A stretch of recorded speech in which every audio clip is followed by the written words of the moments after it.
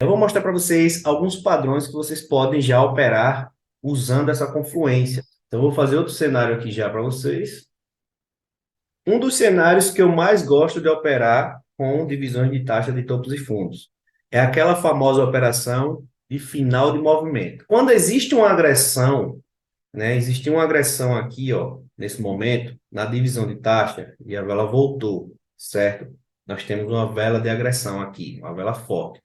E após essa vela agressiva, o gráfico fechou um doji que pode ser simbolizado como final de movimento neste cenário. Por quê? Porque este cenário ele está indicando que esse doji é um final de movimento, pois ele não conseguiu passar dessa região que é uma divisão de taxa de fundo, de suporte, correto? Nesse cenário, sim, podemos interpretar e operar como um final de movimento, né? Então aqui nós vamos pegar uma compra, um call. Só que o gatilho, ele continua sendo na divisão de taxa. Pulou na divisão de taxa, a gente vai efetuar o gatilho, a compra, e temos aí um win. Nós temos outro cenário que é parecido, só que de uma forma diferente. Aqui nós temos uma barra de agressão, né? Fechamento de preço. E a próxima vela, um doji, que muitos poderiam fazer uma operação de compra acreditando que essa vela é um final de movimento. Só que não, pessoal.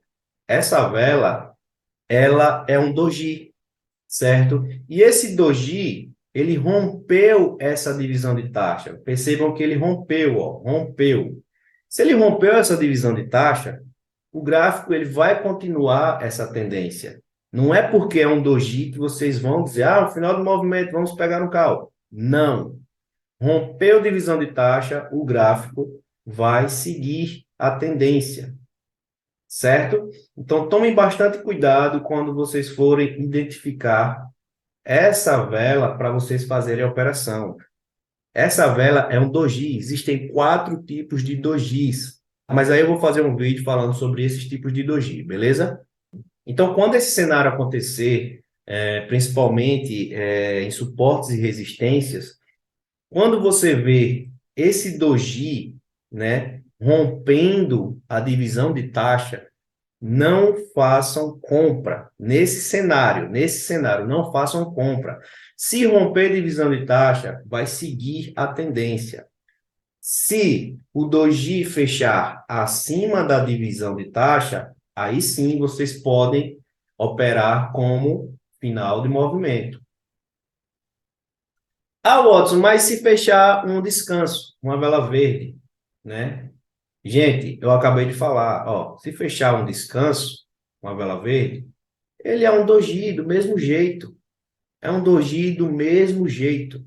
Vem uma vela de agressão, fecha um descanso, aí vocês pegam put, vocês tomam loss, vocês tomam loss. Por quê?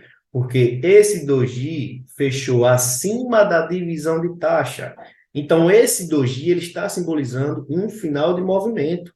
Não é porque a vela, esse doji, ele é da cor oposta da vela da agressão, que você vai operar como descanso, né? Agora, se esse descanso romper a divisão de taxa, aí sim vocês têm mais uma confirmação para uma venda.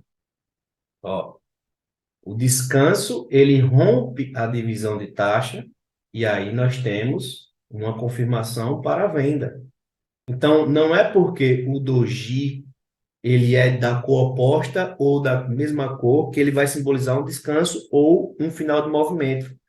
Existe a confluência, que é a divisão de taxa, que é onde vocês vão operar a favor do movimento ou reversão.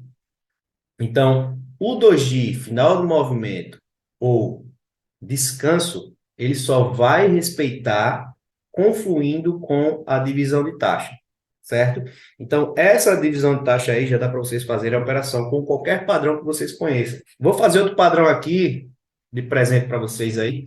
Espero que vocês gostem, que é a famosa take aí, como vocês conhecem. que ela aparece com a barra de ignição, tá bom? Mas a gente pode operar ela como ignição e pode operar como take, contanto que tenhamos aí a confirmação, a confluência com a divisão de taxa, beleza? Eu vou fazer aqui para vocês também.